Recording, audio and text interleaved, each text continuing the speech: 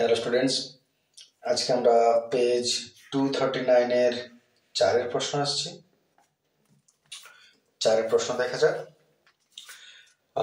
4 প্রথম প্রশ্নটা পুরো দেখব। বার্ষিক 5% সরল সুদের হারে এক ব্যক্তি কিছু টাকা ব্যাংকে জমা রাখেন। ভালো জিনিস, নিজের ব্যাংকে রাখতেই পারেন।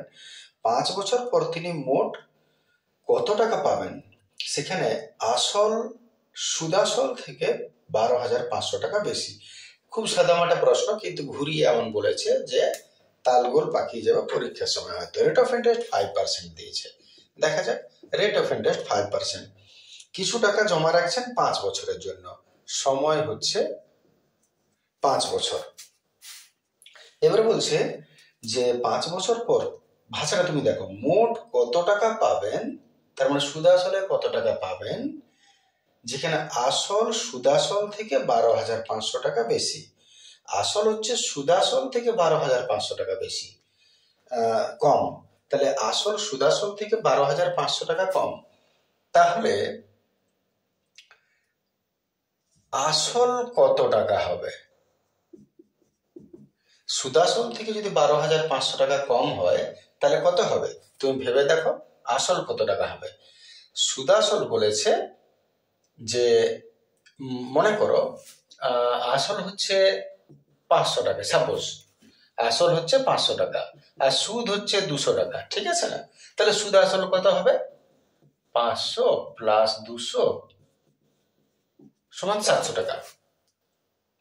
এবারে আমি যদি বলি যে আসল সুদাসল থেকে 200 টাকা কম হবে, দেখো না, আসল সুদাসল থেকে কত কম?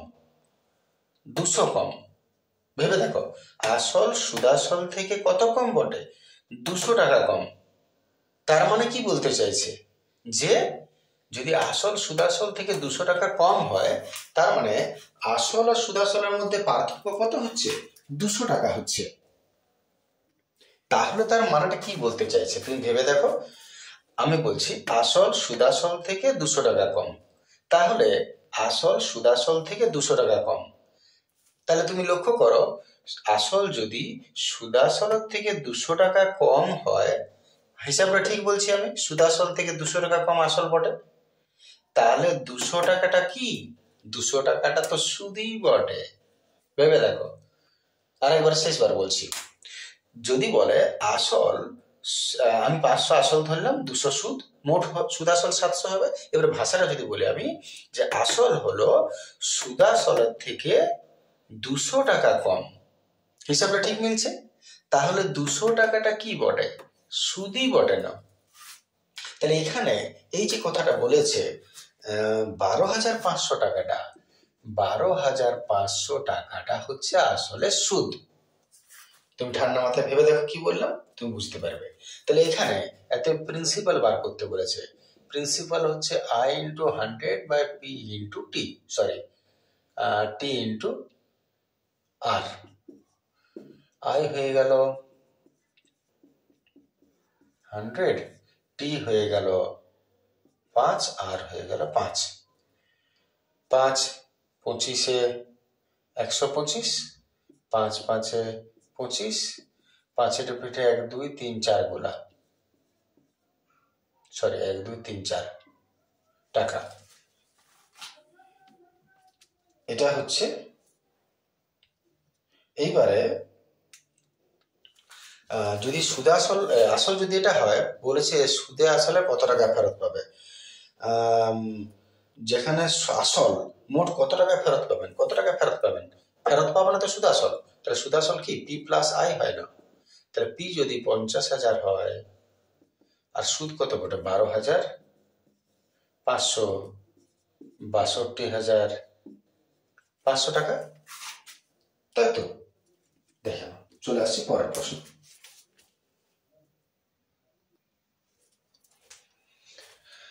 চলে আসছে আমরা 2 প্রশ্ন। 2 প্রশ্ন কি বলছে দেখে, বলছে সুদের পর্ব 6 মাস হলে 10,000 টাকার 1.5 বছরের সমূল চক্রবৃদ্ধি কত হবে? 6 মাস পর্ব দিয়েছে, 10,000 টাকা প্রিন্সিপাল দিয়েছে, 1.5 বছর। এবং এখানে বলেছে যেখানে বার্ষিক চক্রবৃদ্ধি সুদের হার প্রথম পর্বে 10%, দ্বিতীয় পর্বে 20%, তৃতীয় পর্বে 40%।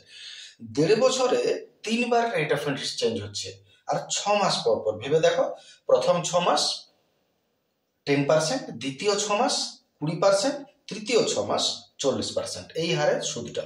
এবং টোটাল কত হলো তাহলে? 6 মাস 6 মাস 6 মাস 1.5 বছর, তাই 1.5 বছরের কথা বলেছে।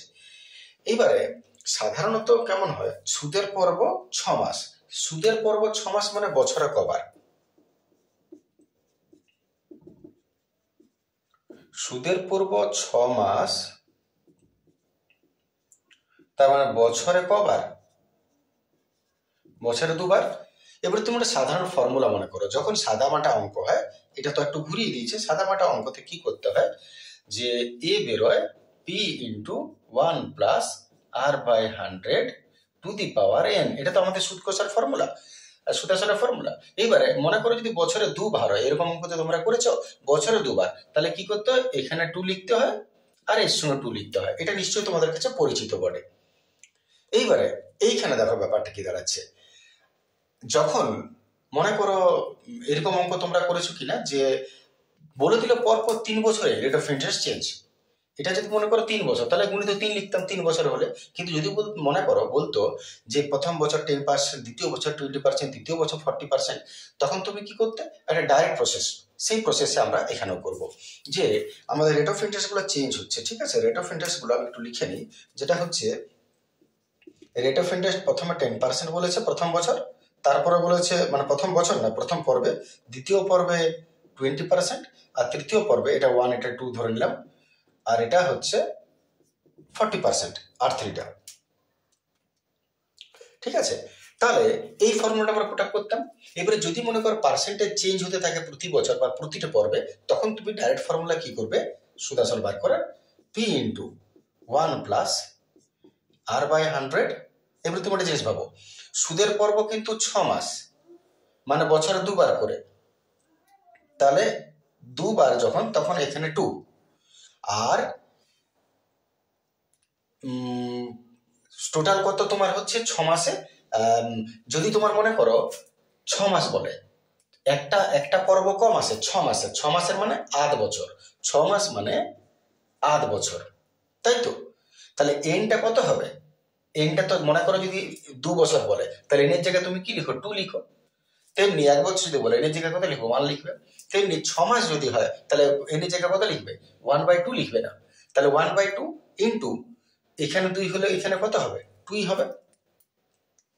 এইটা হচ্ছে একটা R1 এর মান ইন্টু 1 প্লাস দ্বিতীয় রেট অফ ইন্টারেস্ট, এটাও 6 মাসের জন্য, আর হাফ ইন্টু 6 মাসের জন্য, এখানেও 2 হয় এখানেও 2 হয়, আর একবার 1 প্লাস R3 বাই 100 2, আর এটাও হচ্ছে 2। অতএব পি, এটা চলে গেল, এটা চলে গেল, এটা চলে গেল। 1 প্লাস R1 কত বটে, 10 বাই 100 দুগুণে 200, এটা চলে যাচ্ছে। 1 প্লাস এটা কত বটে, 20, 200, আর 1 প্লাস 40, 200, এগুলো চলে গেল। অতএব একটু সলভ করা যাক। 0 0 গেল, লসাগু হচ্ছে 20, 20 একে 20 আর একে 21।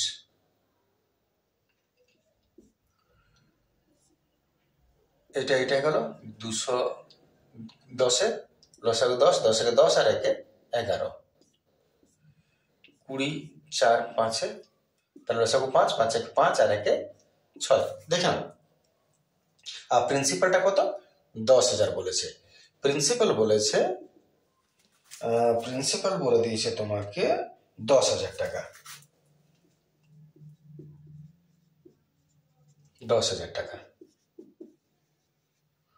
তাহলে এখানে একটু সলভ করে নেওয়া যাক। একটা শূন্য, দুটা শূন্য গেল, 5 দুগুণে আর একটা শূন্য গেল। তাহলে আমার হাতে রইল 21 ইন্টু 6 11 66, আর এখানে 10,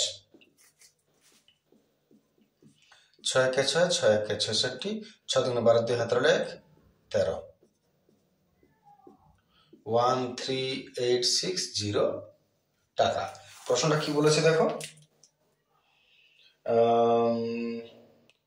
চক্রবৃদ্ধি কত হবে? নিশ্চয়ই চক্রবৃদ্ধি সুদ কত হবে, অতএব চক্রবৃদ্ধি এটা হবে। চলে আসছে পরের প্রশ্ন।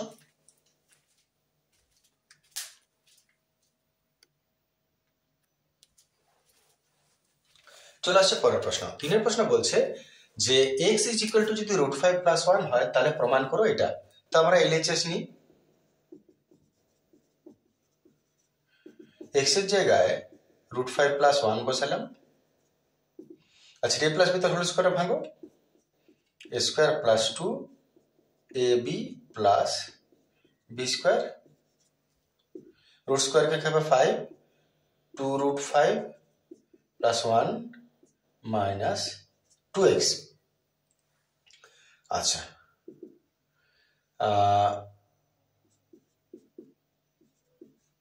5 আর 1 সরি এটা 6 হলো, 5 আর 1 6, 2√5 মাইনাস এটা ভুলে গেছিলাম মানটা বসাতে, x এর জায়গায় মানটা বসিয়ে দাও, √5 + 1 ব্র্যাকেট তুললাম, 2√5 মাইনাস 2 কে 2, এটাই গেল, 6 থেকে 2 গেল 4, এটাই RHS প্রমাণিত। ঠিক আছে না? সহজ প্রশ্ন ছিল। চলে আসছি পরের প্রশ্ন।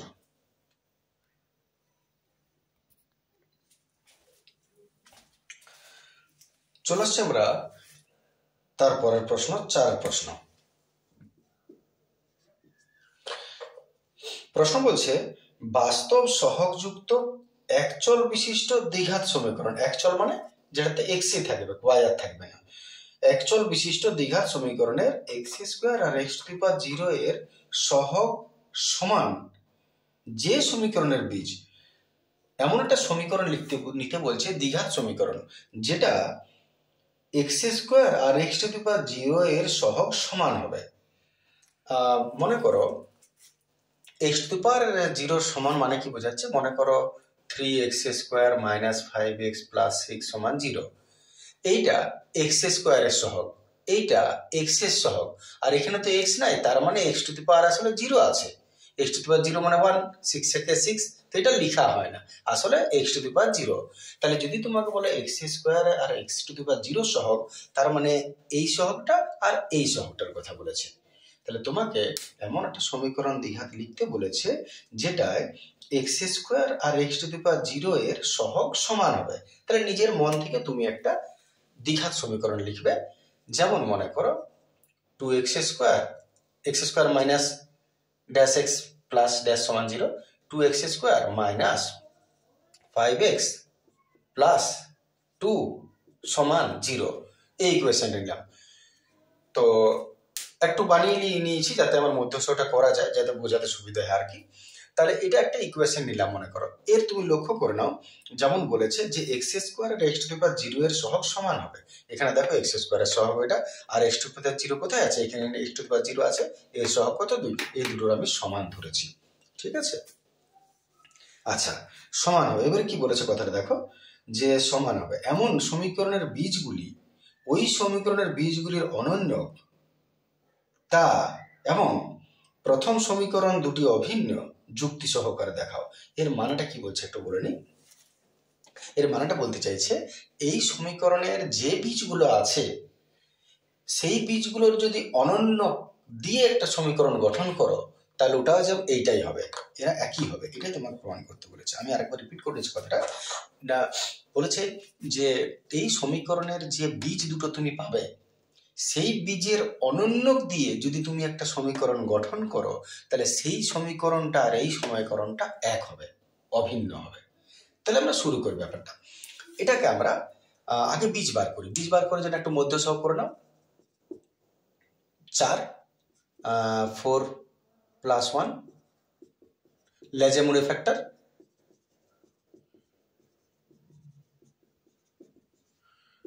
2 কমন যাবে, সরি 2x কমন যাবে, x - 2,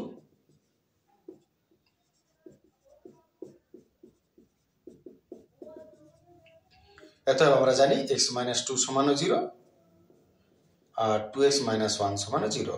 অতএব x সমান 2, অতএব x সমান -1 গেল ওদিকে প্লাস আর বাই 2। এক্স এর দুটো মান পেলাম, তার মানে এইগুলো হলো বীজ। এই সমীকরণের বীজ হলো একটা 2, একটা 1/2। এইবারে প্রশ্নটা তোমার কি বলেছে, তার মানে আসলে এটা আলফা আর একটাকে আমি ধরে নিলাম বিটা, সাধারণভাবে যেটা হয় বীজ। এইবারে বলেছে এদের অনন্যক যে সমীকরণের বীজ, তাহলে এবারে এদের অনন্যক করা যাক। এতে এদের অনন্যক হচ্ছে আলফা, এর অনন্যক মানে উল্টো, তাহলে এটা, আর বিটা এর অনন্যক হচ্ছে এটা। দেখে নাও, এর অনন্যক মানে এটা, আর বিটা এর অনন্যক মানে উল্টে গেল এটা। এবারে এদেরকে নিয়ে যদি আমরা আরো সমীকরণ গঠন করি, করা যাক। সমীকরণ গঠনের শর্ত কি, অতএব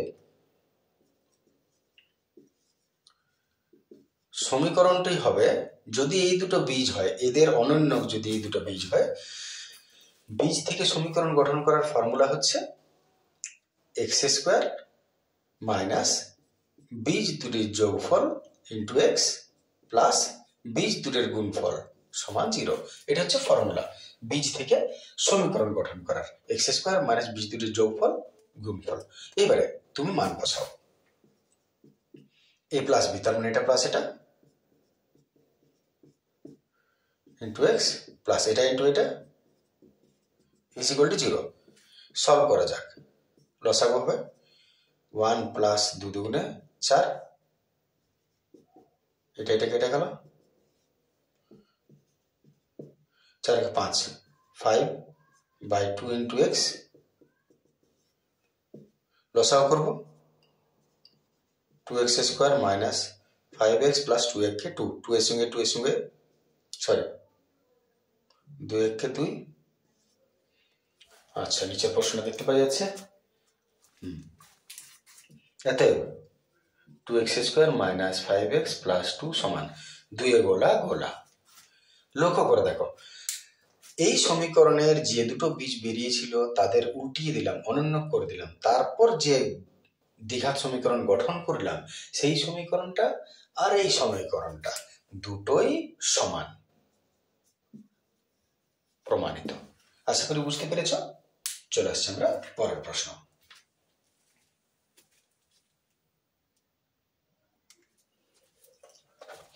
চলে আসছে 5 প্রশ্ন। 5 প্রশ্ন বলছে ও কেন্দ্রীয় বৃত্তের ব্যাসার্ধের দৈর্ঘ্য 5 সেমি। আচ্ছা, একটা বৃত্ত আঁকা যাক। ও কেন্দ্রীয় বৃত্ত, ব্যাসার্ধ বলেছে 5।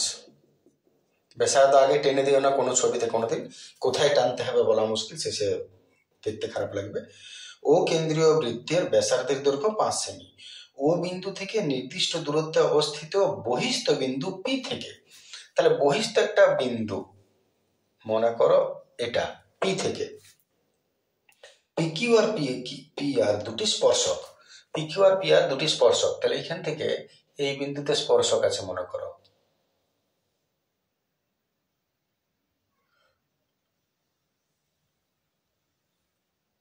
এটা পিকিউ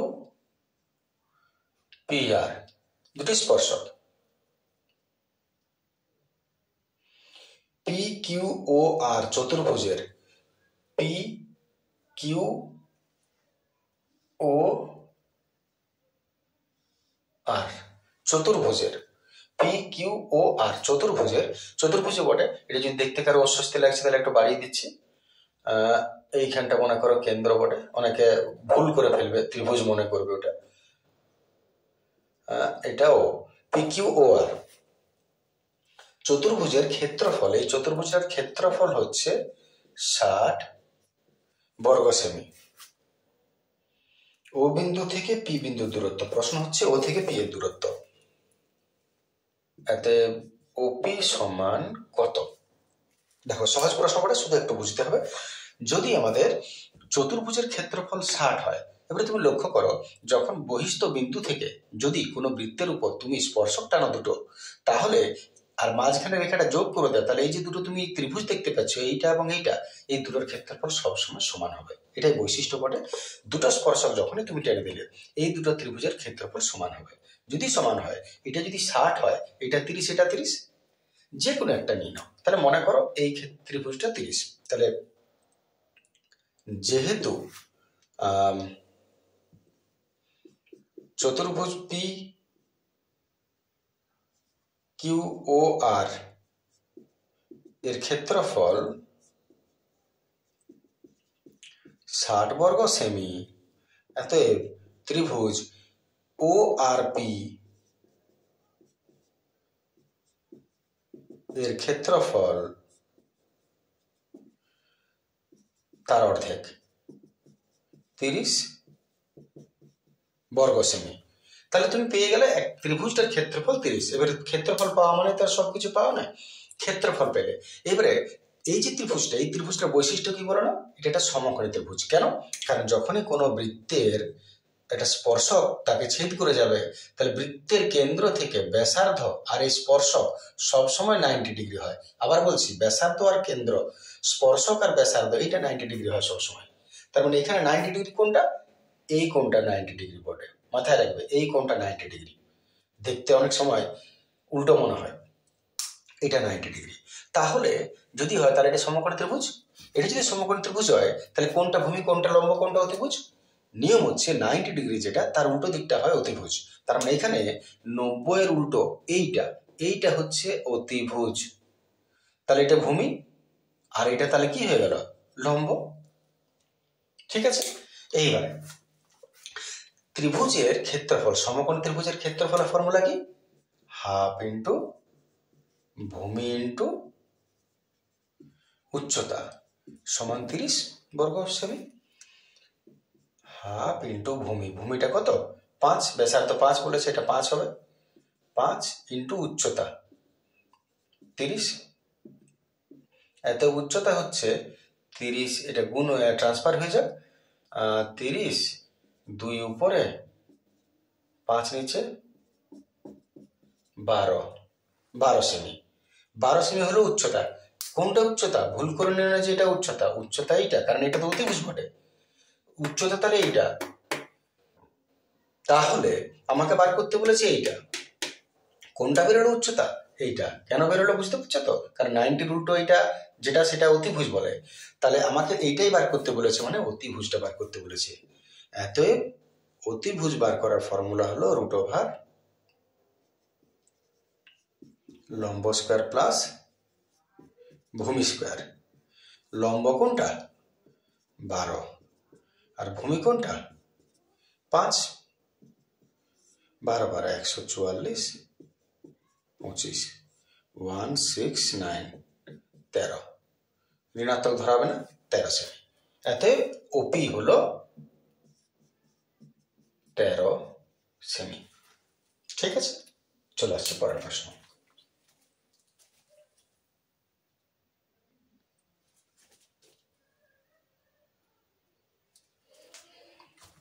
চলে আসছে আমরা 6 প্রশ্ন। 6 প্রশ্ন বলছে 2.5 সেমি দৈর্ঘ্যের ব্যাসার্ধ বিশিষ্ট একটা বৃত্তের দুটি জ্যা এবি আর এসি, একই নাম দুবার আছে, এবি আর এসি। তাহলে একটা বৃত্ত এর দুটো জ্যা এবি আর এসি, তার মানে মনে করো এবি আর এসি, তার মানে একটা এবি আর একটা এসি।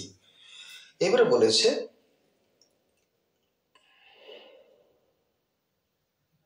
কোথায় যায়, হারিয়ে যায়, 5 6টা এবি আর এসি, আর ব্যাসার্ধ হচ্ছে 2.5 সেমি। এর ব্যাসার্ধ হচ্ছে 2.5 সেমি। বিএসির মান কত? কোন বিএসি, এই কোণটার মান তোমাকে বার করতে বলেছে, কত হবে। ঠিক আছে, দেখা যায়। এখন মনে করো ও কেন্দ্রীয় বৃত্ত দিলাম। এবারে আমি এইটা 3 আর এটা 4 বলেছে না, প্রশ্নটায় বলে দিয়েছে তোমাকে এবি 4 এসি 3, এবি 4 এসি 3।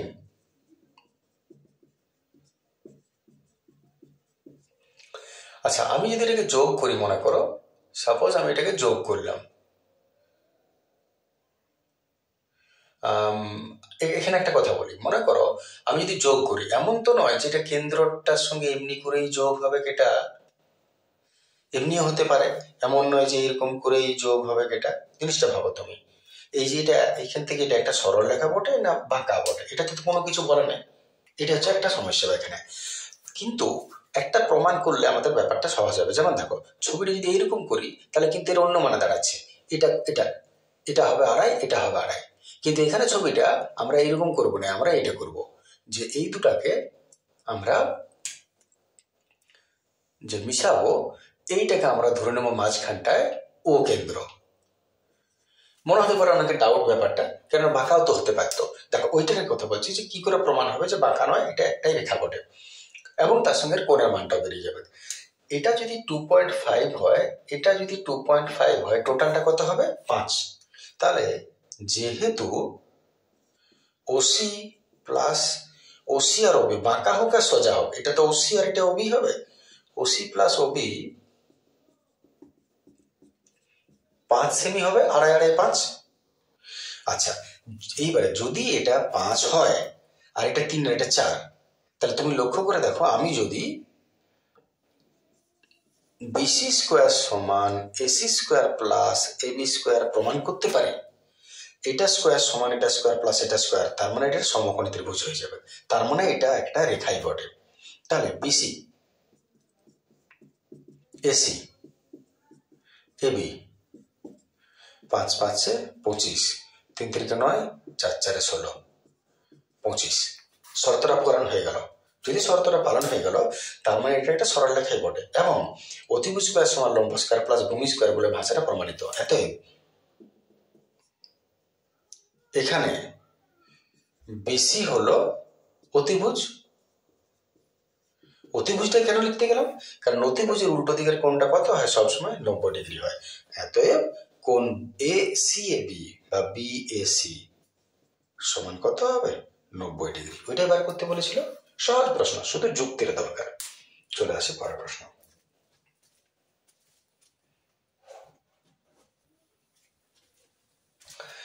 চলে আসছে আমরা 7 প্রশ্ন। 7 প্রশ্ন বলছে, ত্রিভুজ এবিসি এর বিসির সমান্তরাল সরলরেখা এবি আর এসি কে ডি আর এই বিন্দুতে ছেদ করলে। সদৃশ্যতা চ্যাপ্টারের প্রশ্ন এটা।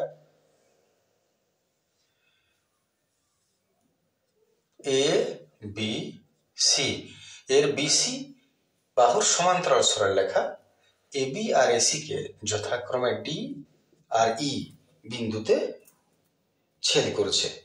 প্রমাণ করতে বলেছে AD by AB is equal to AE by AC। এটা প্রমাণ করতে বলেছে, ঠিক আছে? আর কিছু মানে এখানে পড়া নেই, সাধারণ প্রশ্ন পড়ে। প্রশ্নটা কি প্রমাণ করতে বলেছিল দেখে নাও। AD by AB, তার মানে এটা বাই পুরোটা সমান AE by AC। AE by AC মানে এদিকেও এটা বাই পুরোটা। এবার সদৃশ্যতা চ্যাপ্টারে তুমি যদি লক্ষ্য করো, তাহলে থ্যালাসের উপপাদ্য কি বলছে, যে যদি ভূমির সমান্তরাল সরলরেখা টানা হয়, তাহলে এই দুটোর অনুপাত যা হবে, এই দুটোর অনুপাত তাই হবে। তার মানে কি বলছে, যেহেতু বিসি সমান্তরাল ডি, সমান্তরাল না হলে কিন্তু নয়, বিসি সমান্তরাল ডি, সেহেতু থ্যালাসের উপপাদ্য থেকে আমরা পাই এটা বাই এটা সমান এটা বাই এটা, এটা ইজ টু এটা সমান এটা ইজ টু এটা। আসলে এবারে এখান থেকে উপরগুলো মিলিয়ে যাচ্ছে, নিচের গুলো। এখান থেকে এখানে যেতে গেলে তোমাকে বাড়তি ছোট্ট একটা কাজ করতে হচ্ছে, সেটা হচ্ছে উভয় দিকে +1 করে দাও। এর সঙ্গে +1 করলাম, এর সঙ্গে +1 করলাম, তাহলে কি হচ্ছে দেখো, উভয় দিকে করতেই পারি।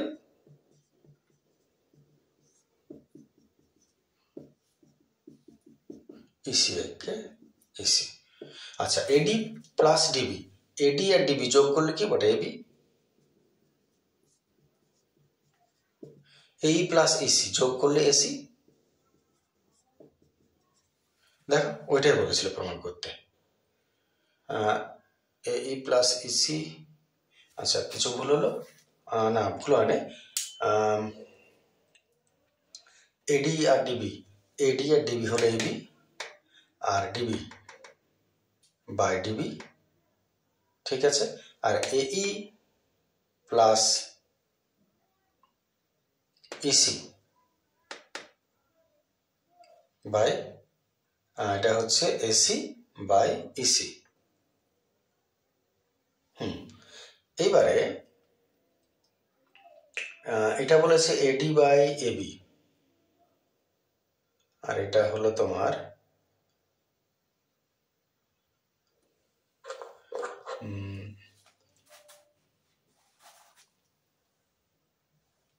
আচ্ছা উল্টো দিকে হয়ে গেল এটা, সরি আমাদের প্রথমে ভুল হয়েছে, এটা নয়, আমাদের উল্টে যাবে, এটা ইজ টু এটা, ডিবি বাই একই জিনিস কিন্তু উল্টো দিকটা, আর ইসি বাই এই, ঠিক আছে। ডিবি বাই এডি আর ইসি বাই এই, আসলে এটা উল্টো আছে। এবারে নিয়ম একই করবে, আমি আবার বলছি, এটা বা এটা লিখেছিলাম আমি, এটা ইজ টু এটা সমান এটা ইজ টু এটা, দুটোই হয়, কিন্তু এখানে আমাদের উল্টো চলে আসছে, যার জন্য আমরা এটাকে সোজা করছি। এবারে কাজ একই করো, নাহলে অনেকে কনফিউজ হয়ে যাবে।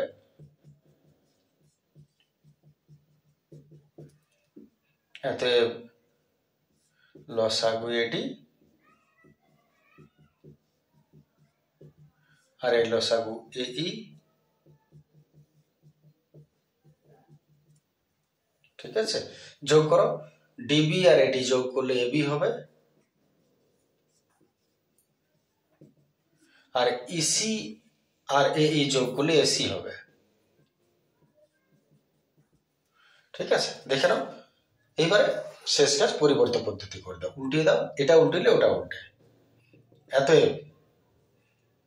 এডি বাই এবি সমান এটাও, ব্যাস এটা প্রমাণিত, ঠিক আছে। দেখে নাও, চলে আসছে আমার পরের প্রশ্ন।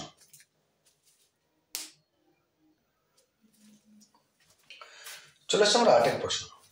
বলছে এ একক দৈর্ঘ্যের বাহু বিশিষ্ট দুটি নিরেট ঘনক থেকে সবচেয়ে কম কাঠ নষ্ট করে যে লম্ববৃত্তাকার শঙ্কু আর গোলক তৈরি করা যায়। প্রথমত দুটো ঘনক থেকে একটা শঙ্কু আর একটা গোলক তৈরি করছো, ঘনকটার বাহু এ বলেছে। আমি যদি ছবিটাতে ভাবি তাহলে এইটা হয়ে গেল তোমার দুটো ঘনক,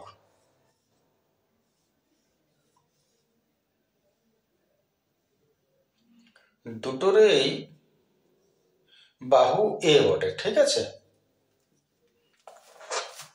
এখন একটাকে শঙ্কু তৈরি করছে, এইখান থেকে কেটে সবচেয়ে কম কাঠ নষ্ট করে যেভাবে শঙ্কু হবে, আর একটাকে ঠিক গোলক তৈরি করছে। 3D পিকচার মনে করো, তাহলে নিরেট এ বাহু শঙ্কু আর একটা গোলক তৈরি করা যাবে, তাদের আয়তন অনুপাত বার করতে বলেছে, ব্যাস আর কিছু না, আয়তন অনুপাত। এখন শঙ্কুর আয়তন গোলকের আয়তন অনুপাত, বাকি জিনিস আমি পরে ভাবছি। শঙ্কুর আয়তন ইজ টু গোলকের আয়তন,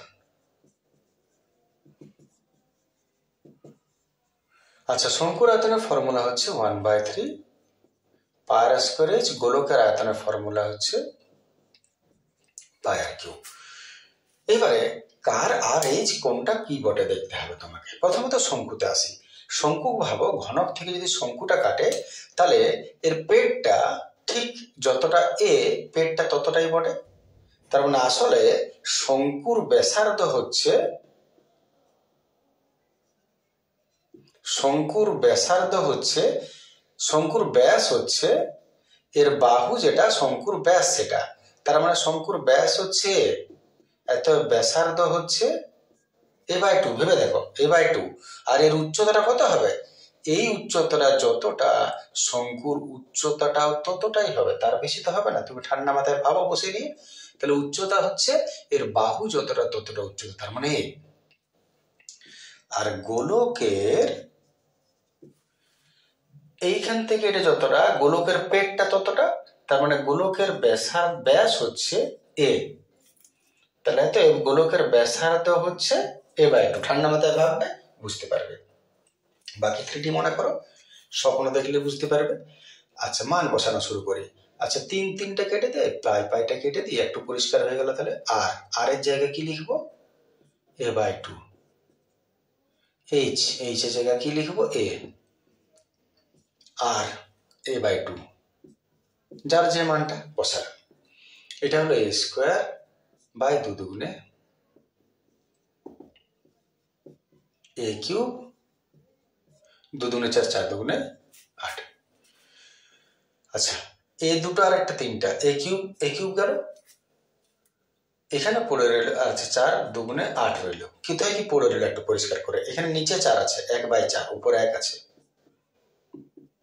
আর এখানে 1/2 আছে, উপরে 1, নিচে 2। নিচে নিচে কাটতে পারো তুমি চাইলে, 2 দুগুণে 4, এত 1/2 আর এখানে 1 রইল পড়ে। এবারে ক্রস, সবসময় এই ক্রসটা আগে হয় অনুপাতে। 1 1 1, 2 1 2। দেখে নাও, সহজ প্রশ্ন ছিল, কোনো বিশেষ অসুবিধা নয়। চলে আসছে পরের প্রশ্ন।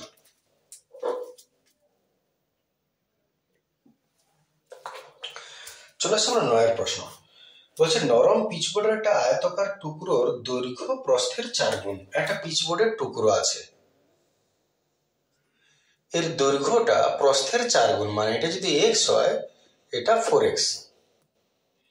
দৈর্ঘ্য বরাবর টুকরোটাকে যদি জড়িয়ে লম্ববৃত্তাকার চোঙ পাওয়া যায়, তাহলে তার পার্শ্বতলের ক্ষেত্রফল হবে 100 বর্গ সেমি। এটাকে জড়িয়ে যদি লম্ববৃত্তাকার চোঙ পাওয়া যায়, তাহলে আমি একটু নিচে লিখে নিচ্ছি। চোঙের পার্শ্বতলের ক্ষেত্রফল হবে 100 বর্গ সেমি। ঠিক আছে, চোঙের পার্শ্বতলের ক্ষেত্রফল 100 বর্গ সেমি। প্রশ্নটা হচ্ছে এর উচ্চতা কত, এটা মাথায় রাখো। এবারে যে জায়গাটা ছিল সেটা আসি। বলেছে যে পিচবোর্ডের টুকরোর দৈর্ঘ্য প্রস্থের 4 গুণ, টুকরোতে দৈর্ঘ্য বরাবর জড়িয়ে লম্ববৃত্তাকার চোঙ পাওয়া যাবে। আচ্ছা, মানেটা একটু বলি। আমি একটা পেপার নিয়ে নিলাম। এইটা মনে করো, এটা হলো x আর এইটা হলো 4x। এটাকে যদি আমরা লম্ববৃত্তাকার চোঙ তৈরি করতে চাই, তাহলে লম্ববৃত্তাকার চোঙের চেহারাটা এইটা। লম্ববৃত্তাকার চোঙটা এরকম হবে, 4x। এবারে এই চোঙের তোমাকে যদি পার্শ্বতলের ক্ষেত্রফলের ফর্মুলা বসাতে হয়, তাহলে পার্শ্বতলের ক্ষেত্রফলের ফর্মুলা কি? 2πr/h সমান 100। এখন তোমাকে তো এইচ আর জানতে হবে, তবে তো তুমি মান বসাবে, তবে তো উত্তর পাবে। আর এইচটা কত? তাহলে যখনই আমি এটাকে গোল করে নিব, তখনই তুমি লক্ষ্য করো এর উচ্চতাটা এইটা, যেটা এইটাই হবে উচ্চতা। তাহলে চোঙের উচ্চতাটা এইটাই হবে যখন এটাকে গোল করে নেবে, x। কিন্তু 4xটা কি বটে? 4xটা তুমি লক্ষ্য করো, যখন এইটা তো দৈর্ঘ্য, এটা প্রস্থ, এটা যখনই প্রস্থটা এটাতে ঘুরিয়ে দিবে, তখন এই যে 4xটা এটা গোল হয়ে কোন জায়গাটা অবস্থান করছে? এটা হচ্ছে পরিধিটা অবস্থান করছে। ভেবে দেখো, পরিধিটা বটে। তার মানে চোঙের পরিধি, ভূমির পরিধি হচ্ছে 4x। এবার ভূমির পরিধির ফর্মুলা 2πr সমান 4x। ছোট প্রশ্ন তো, সময় বেশি লাগছে, একটু কি করা যায়। এতে আর সমান, এখান থেকে আমি বার করে নিচ্ছি, আর সমান 4x/2π। বাকি যা হবে দেখা যাবে। আর সমান হলো 4x/2π। এটা হলো আর, এটা হলো এইচ। আশা করি বুঝতে পেরেছো। একটু স্পিড হয়ে গেল, কি করা যায়, সময়টা অনেক চলে যাচ্ছে। নাহলে 2π, আর এর জায়গায় আমরা বসাচ্ছি 4x/2π, আর এইচ হলো x। ঠিক আছে, এগুলো গুণিত আর x যদি তোমাদের মিশে যায়, আমি ওই জন্য পয়েন্ট করে দিচ্ছিলাম, আর তাহলে ওই জন্য ব্রেকেট দিয়েছিলাম আর কি। আচ্ছা, কাটাকাটি 2π গেল, x² আর 4টা ট্রান্সফার করলে 4, এত x² সমান 4×100, এত বেগ সমান √25 আর বর্গমূল কত? 5 সেমি। অতএব ঋণাত্মক ধরা চলবে না। প্রশ্নটা একটু দেখিনি, উচ্চতা বলেছি, উচ্চতা, এত উচ্চতা কত ছিল, উচ্চতাটা তো x ছিল, তার মানে 5 সেমি, এটাই উত্তর হবে। আশা করি বুঝতে পেরেছ। চলে আসছি পরের প্রশ্ন।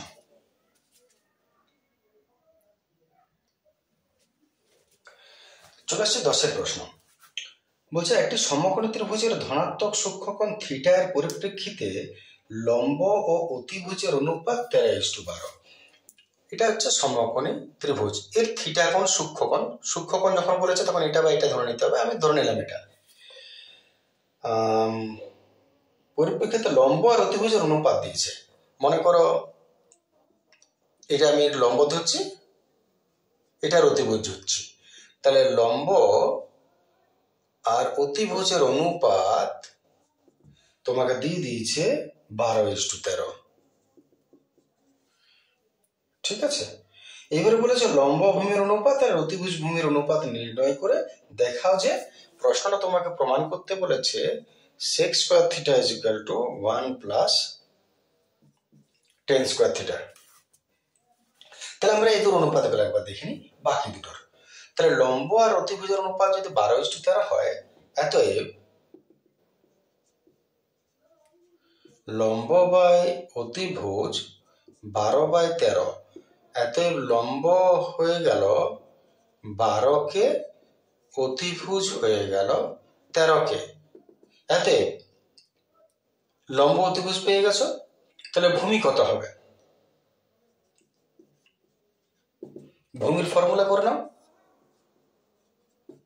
অতিভুজ স্কয়ার মাইনাস লম্ব square.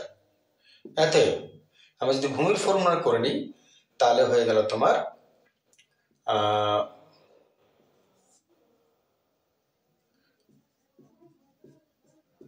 Square square 169k square 144k square. অতএব 5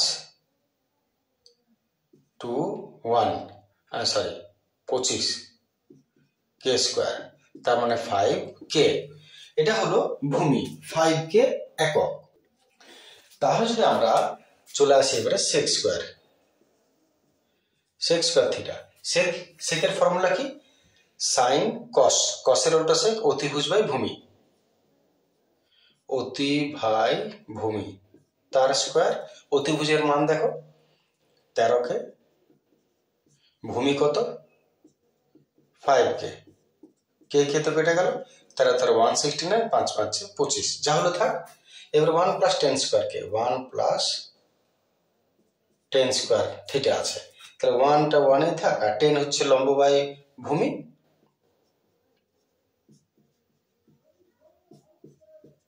এটা স্কয়ার আছে, লম্ব হয়ে গেল তোমার 12k,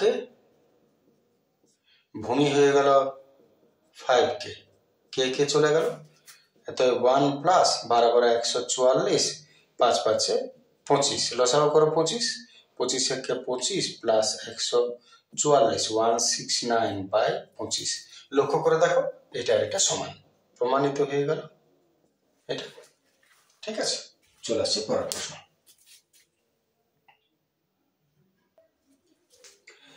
11 প্রশ্ন আসছে, একটি ঘূর্ণায়মান রশ্মি কোনো একটি অবস্থান থেকে ঘড়ির কাঁটার বিপরীত দিকে একবার সম্পূর্ণ ঘোরার পর এক অর্ধপাক ঘুরে 30 ডিগ্রি কোণ উৎপন্ন করেছে। মানেটা কি বলেছে? ঘূর্ণায়মান রশ্মি একবার পূর্ণ আবর্তন করেছে ঘড়ির কাঁটার বিপরীত দিকে, তারপর একবার অর্ধপাক ঘুরেছে, তারপর 30 ডিগ্রি। প্রথমে তুমি একটা জিনিস বোঝো, একবার পূর্ণ পাক মানে 360 ডিগ্রি, একবার তারপরে ঘুরে আরো অর্ধেক ঘুরেছে, তার মানে কত, আরো 180 ঘুরলো এর অর্ধেক, আর তারপরে আরো কিছুটা গেল মানে 30। তাহলে এখান থেকে যে ঘুরেছে এক পাক 360, আরো অর্ধেক, তার মানে 180, আরো কিছুটা, এখান থেকে এটা 30, তাহলে টোটাল পাক কত ঘুরেছে? এতে মোট ঘূর্ণন, ঘড়ির কাঁটার বিপরীত মানে পজিটিভ, 360 180 30, 8 8 14 15 16 17 7 17 1 2 3 5 6 8 6 14 15 16 17 17 4 1 5 এত ডিগ্রি মোট ঘুরেছে। বলেছে বৃত্তীয় মান বার করো। এতে এর বৃত্তীয় মান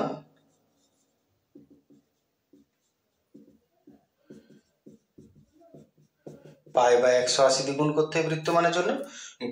গোগলা গেল 3 দ্বারা, 3 19 3 9 27 3 19 57 3 6 18 19 পাই বাই সি রেডিয়ান। এটা হলো বৃত্তীয় মান। ঠিক, চলে আসি শেষ প্রশ্নে।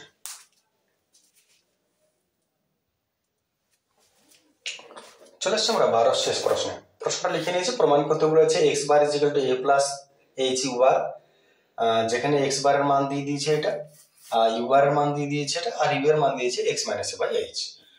তো প্রমাণ করতে হবে এইগুলোর মান নিয়ে এখানে। তাহলে প্রথমে আমরা এক কাজ করছি, ইউ বারকে নিয়ে আসছি।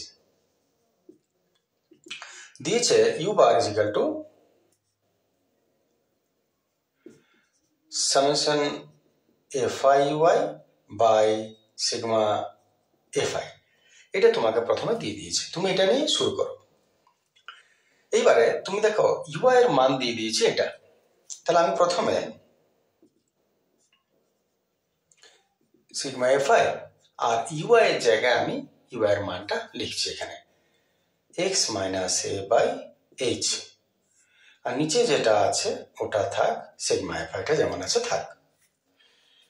আচ্ছা, এখানে আরেকটা কাজ এবারে করে নাও। এখানে 1 বাই এইচটা আমরা বার করে নিচ্ছি, এইচটাকে এখান থেকে বার করে নাও, তাহলে একটা প্যারালালি দুটো একই লেভেলে চলে আসছে।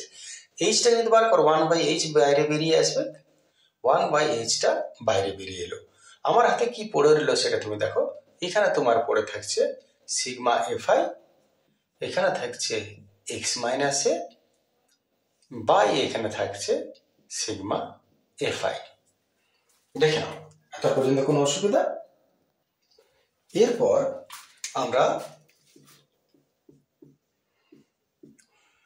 গুণ করে নিচ্ছি।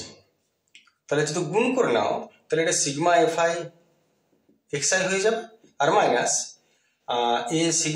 যোগফল তো নয় এটা, যার জন্য এটা আগে চলে আসবে সিগমা এফআই, কারণ এর সঙ্গে এটা গুণ হবে না, এটা যোগফলের সঙ্গে আলাদা আছে, আর বাই নিচে হচ্ছে সিগমা এফআই। বাস আর একটু, এইবারে এটাকে তুমি আলাদা করে দাও। আমরা যেমন এ প্লাস বি বাই 2 থাকলে এ বাই 2 প্লাস বি বাই 2 লিখতেই পারি, কারো কিছু বলার নেই। এখানেও সেরকম, এটাকে আমি আলাদা করে নেব। তাহলে এখানে sigma FI XI by sigma FI minus A sigma FI by sigma FI, এটা বা এটা, এটা বা এটা করে নিলাম। অতএব এখানে তুমি লক্ষ্য করো sigma FI XI by sigma FI, sigma FI XI by sigma XI এর মান দেওয়া আছে এক্স বার, তাহলে এর জায়গায় আমি এক্স বার দিয়ে দিলাম। আর এটা তো কেটে যাবে দুটোতে, পড়ে রইল এ। ঠিক আছে, এইবারে অতএব আমরা কি পেলাম, ইউ বার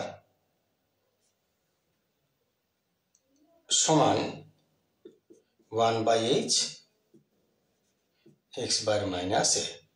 আচ্ছা, এটা ক্রস করে দাও, ইউ বার ইন্টু এইচ সামনে পিছনে এক্স বার মাইনাস এ, প্রায় প্রায় হয়ে গেছে।